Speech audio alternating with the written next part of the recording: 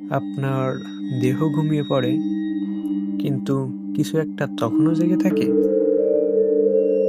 সেটি হচ্ছে আপনার আত্মা। কিন্তু আত্মা আসলে কি? এটা কি কোনো শক্তি, নাকি আমাদের ভিতরে অদৃশ্য সত্তা?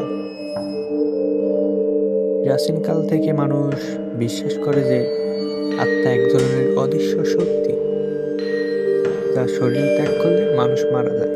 দেহ হলো এক জৈব যন্ত্র। তবে এই যন্ত্রের চালক কে? অনেকেই মৃত্যুর কাছাকাছি গিয়ে বলেন, আমি আমার দেহের বাইরে ভেসেছিলাম। এই অভিজ্ঞতাকে বলা হয় আউট অফ বডি এক্সপেরিয়েন্স। বিজ্ঞানীরা এটাকে মস্তিষ্কের এক ধরনের ছলনা মনে করলেও বহু ঘটনা এই ধারণাকে চ্যালেঞ্জ করে। ধর্মীয় দৃষ্টিভঙ্গিতে আত্মা দেহে প্রবেশ করে জন্মের সময় এবং বেরিয়ে যায় মৃত্যুর সময়। তবে প্রশ্ন, আত্মা দেহের কোন অংশে থাকে?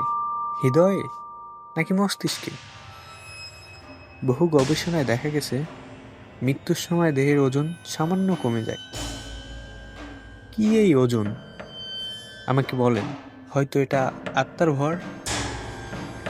আত্মা কি শুধুই বিশ্বাস, না এর পেছনে কোনো বৈজ্ঞানিক ব্যাখ্যা আছে? আপনি কি মনে করেন, আত্মা কি সত্যি আছে? কমেন্টে লিখে জানান।